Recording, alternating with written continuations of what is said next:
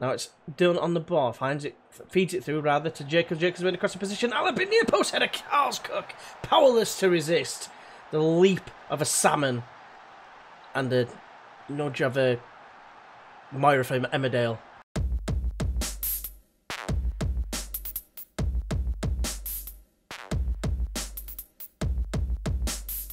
Hey everyone, and welcome to episode 26 of Turmoil at Tranmere with me, GWFM. Now, first of all, I want to apologise for there not being a video yesterday. I did plan to get one out, just run out of time doing real life things, you know, seeing grandparents, not my grandparents, Mewland's grandparents, etc. So I haven't had a chance to record the last couple of days, so sadly I'm a little bit behind. If I was to try and get this out, I'd probably get out I guess about 1-2 o'clock in the morning. So I thought I might as well wait while just a normal time on Friday, which is I'm trying to get at 6:30 every day, like Monday to Friday if I can. What I will do with those is I might get another one out over the weekend, depending. It's definitely going to be a video. It might just be the fail of the week and maybe an experiment, maybe to try and make up for it. So on Saturday that is. But yeah, hopefully all is forgiven and we'll move on. So over the Christmas period, I've been out and about in, like, you know, watching a few games of football, having a few jars and what have you. Among a couple of questions we've been doing, I'm going to try and implement it into this series. And one is, who is the best player that you have ever seen? It could be on TV or live or whatever, but you've ever seen play. Mine, I would say, and it's a bit arguable. Mine, you could argue it's not that good, but I think Ronaldinho, I loved how his first control was just like, it was just like a magnet, with it like attached to his foot, and obviously the ball. It was just ridiculous. Like you always remember like seeing those clips on Facebook, like the ball goes really, really high, and it just like brings it down. It's like it just perfection basically. Let us know who you think is the best player. This is obviously there's another question going to be coming. It might be favourite player. So just let us know. Right. Anyway, in the comments. So we're starting with this screen, and you can see like over here, look, this looks absolutely nothing like me, does it really? Let's just like make me same size and then have a look. Don't know why I've got the headset on actually. Very good point. Yeah, looks nothing really like me, does it? But anyway, moving on. This is my profile, and the reason I'm showing you this is for two reasons: to show that we're improving a little bit. Another reason is I've asked for a license, I didn't get it because we're struggling financially. We'll get into that shortly. But it's actually the fact that we've breached 100 games, so I'm very pleased with that stat, if I'm honest with you, despite what happened, you know, the ups and downs and whatever. Next up, we have got a problem with Raul Correa, with the fact that his form is absolutely gish. He hasn't scored in 5 games. He scored 2 like one of the last times, just before the transfer window shut. But since then, he's not even played well. 6.5 being his best. Everything else, just dog shite, really. So that's something to look at. Alabi's like been doing all right, and as a result, he's been given a new contract. So buzzing with that. He's going to be one of the originals that's going on to, you know, the further pastures, if you want to call it that, pastures new sort of way of describing. That's what I was trying to go for.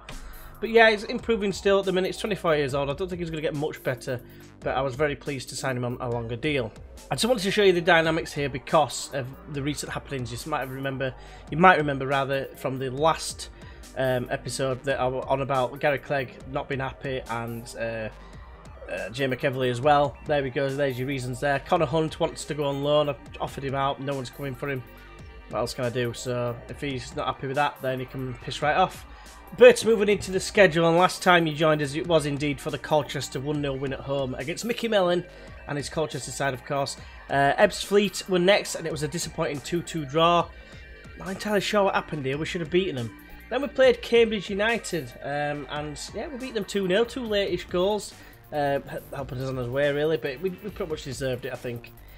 Doncaster Rovers were next to come to Prenton Park. We beat them 2-0. That was very pleasing indeed. Devante Jacobs and Chrissy Davis were the goals there. Then we lost. We lost his first game in a hell of a long time against Mansfield. Yeah, we absolutely got destroyed. I don't know why. They were just all over us like a rash. It was the Dino effect, i.e. Brian Dean. But yeah, they actually missed a penalty as well, which would have killed us. Worth noting, every loss that we've had this season has been by 1 goal. I'll show you that when I get to the league table. But before I show you that, we've got Stevenage, who obviously they were top of the league when we played them last time out. We got beat 2-1. We made amends though at home. Slater and Alabi getting goals just before half time, giving us a 2-0 win. It's looking absolutely rosy. But looking at the table, and yeah, it's looking really good, isn't it? 6 points off second, with a far superior goal difference of like 8 difference. Then look at the playoffs with 10 points. There's only 18 left to play for. And we are 10 points off dropping into the playoffs. And then 16 points off, you know, the entire playoffs that been out of them. Like Forest Green can't really catch us. They've got 16 points to make up with only 18 to play for. So it's looking unlikely that we're going to be caught in terms of the playoffs. So I think we're definitely sealed that. Divine Green has finally appeared on the average ratings. He was actually averaging higher than these guys, but these guys have played about another 10 games more than Divine Green. I think he had a bit of an injury problem, but 17 assists from him. Davis is back on the list there for clean sheets, so it's going really, really well. Only one injury at the minute, which no one really gives a shit about, so I don't know why I'm mentioning that. But anyway, yeah, looking at the losses though, you can see there, every single game we lost by 1 goal, which for me, it's a positive thing in a way, saying something about negatives. We're not getting trounced, which obviously would be catastrophic for your morale. So I'm really, really pleased with that. But let's have a look at today's opponents, who are 4th place Swindon, one of the teams who could knock us out of the automatic spots. And they've got John Jensen. Is that beast of a man that was in goal for Burnley? No, I'm thinking of Brian Jensen, but never mind. Tactical knowledge of 3. Looks promising. Everything else looks decent, to be fair. But tactical knowledge of 3. Awesome. Their key man has got an awesome name. He's called Lawrence Vigoureau. I believe that's how you pronounce it. And yeah, very good goalkeeper, to be fair. But I would be worried if my key player was a goalkeeper. I don't know what you guys think, but yeah. Anything that's not a midfielder or further on. I mean, defenders, fair enough if they're an absolute tank. Then fair enough, but Lawrence Vigoureau is the key man for Swindon Town. And as you can see, they did have a spell in the Championship in the late 90s, and they've never really returned there since. They've dropped in and out of League 2 twice, but and then they're now obviously down into League 2. And, you know, they narrowly missed out last season and they finished 5th, so they finished in the playoffs and lost out. But it is what it is. Let's go ahead and try and kick their ass.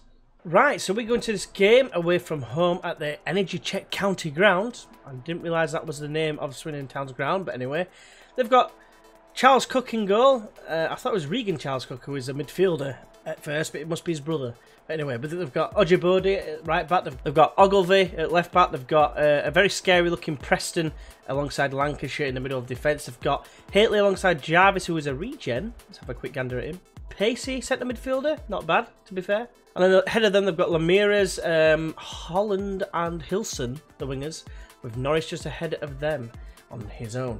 We're going to go with Davis as per in goal. They've got Messegnan at right back, Lewis at left back, was starting to push Buxton out the side in truth. He's really come on leaps and bounds in terms of his improvement. We've got Clegg and the Hound in the middle of defence, Kirby alongside Guy in the middle of the pack, Slater's injured currently. We've got Dunn attacking midfield centre with Jacobs to the left, Green to the right, the star man of course.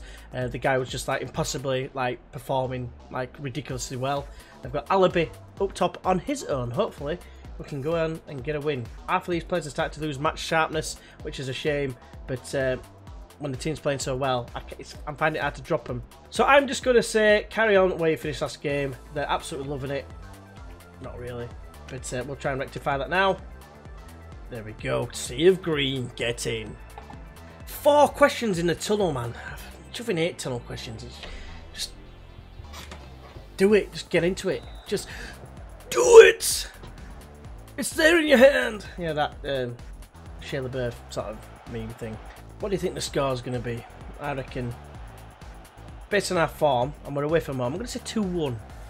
Now it's done on the ball, finds it, feeds it through rather to Jacob. Jacobs went across the position. Alabi near post header, Charles Cook, powerless to resist the leap of a salmon and the nudge of a Moira from Emmerdale.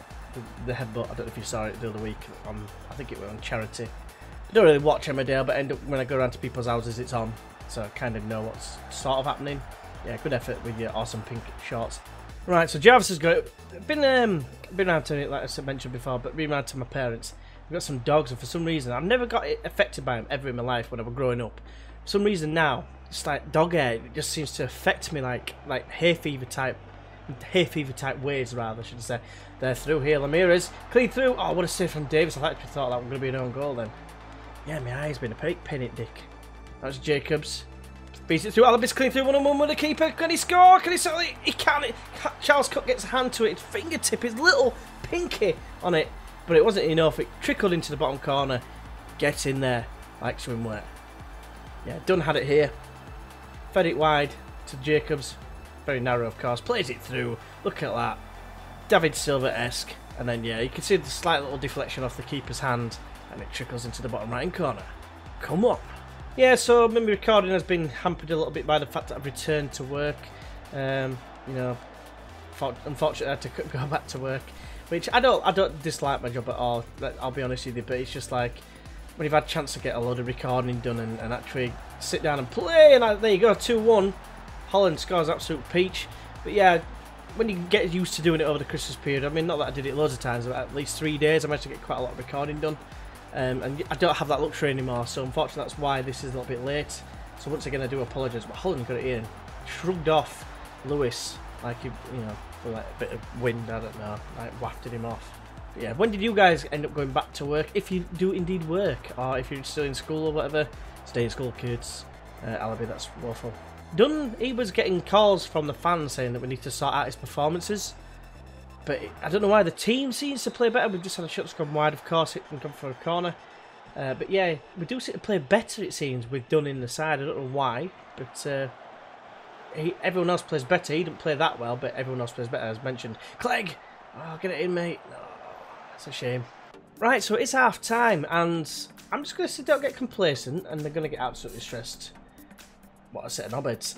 Yeah, it's just set him off. Game focus, that's what I was looking for, the focus factor. But oh, I've rectified that. Now I just rectified James Alabi, who's got an 8.7, which I'm going to be passionate. I'm telling you, I'm very happy. Yes, well, I got rid of the red. It's not green, but it'll definitely do us well. Anyway, so yeah, second half underway, and yeah, this season's been a crazy one. I just don't understand why it's gone so well. From honest with you, it's just everything just come to like clicked into place. We had a bit of a tricky spell early on where I think we got as low as 10th, maybe 11th.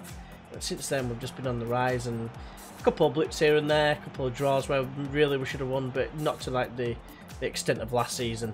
And I think that's straight from the kickoff. I never expected this. I never expected that. I'm aware that's the incorrect lyrics, but very disappointed if I'm honest with you with that. But yeah, Hilson got on it here, crossed it in, and Chuck Norris there, yeah, showing that header, that header, showing that ball to his boss with that header. Yeah, but way to not get complacent, eh? Right, so it's time to make a change, I think. Obviously, we've thrown away a 2-goal lead. Who's playing Paw? Jack Dunn's playing Paw. Chrissy Davis, get yourself on, son. Devon Green, not showing us why he's so good. I've just said to, you know, just get yourself on some. And for some reason, is anyone else having this problem where you click it and it just doesn't do it? Is it just me? Because I've done that like a few times and it's just not registered that I've actually dragged him on there. Right, I feel like I can't take Alabi off because he's on the hat-trick. What do we do here? I've got an idea. Adam Lewis. He's not playing very well, but I'm going to push him up to where Devante Jacobs is. Devante Jacobs is going to come off and Buxton is going to come on. And he scored a couple of goals as Lewis. Might have only been one, but he definitely scored a goal. Swindon on the attack. Oh no. Ramirez, he's got 3 in the middle. 2 in the middle, but he's gone himself. He's hit the post, and we got lucky there, to be fair. We have played absolutely gash this half, it has to be said. Oh, Alabi in! Oh, I thought Davis were going to get an awesome assist then. Plays it square to Christy Davis. Alabi looked like he was offside there, but he got the shot away. And Charles Cook did make the save, but he just looked offside to me then. Sessignon, turn around. Oh, it's a free kick in the dangerous area. Come on, boys, push up, come on. Davis, get up there. Bit late now to get him up there, isn't it, really? Headed away, 2-2, probably a fair result on reflection. We probably just shaded it, but the fact that they've come back from 2 goals down says it all about us. And I'm not very happy, if I'm honest. After being in a winning position, I'm going to tell them that I'm disappointed. As a result, we are 7 points clear at the top of the table, but Mansfield and Colchester have got a game in hand. We've played first this weekend, so nothing really much has changed. Right, so let's have a look and see who we're going to be playing in the next game. To be honest with you, I think it's going to be based on whether we're going to be winning on the next game. Now, should the unthinkable happen and a situation like this happens where another couple of teams play before and they end up losing, it makes us win the league, then I will play the last game of the season, which is Forest Green Rovers. But otherwise, my guess is going to be having Lincoln or Newport County. It might be done at Exeter, we'll have to wait and see. But yeah, we are essentially going to do the last game where we get a chance of well, getting promoted really. Well, winning the title. I think, realistically, I think the promotion is on the cards. The ultimate bottle job is the only thing that's going to cause us to drop out, in my opinion. Now, a 2-2 draw away from home is still not that bad. It was on TV, we got 10 grand for that, by the way. But yeah, hopefully we can sort that out. So a disappointing result for us overall, but it's not going to be too... It's not going to affect us that much, I don't think. If, like I said before, the result happens because teams played before and they needed to win and they don't win, and we win by default, then I'll just go ahead and do the last game of the season, which will be Forest Green Rovers.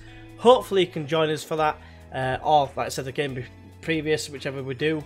But yeah, hopefully you'll join us for that, and until then, I'll see you then, bye bye.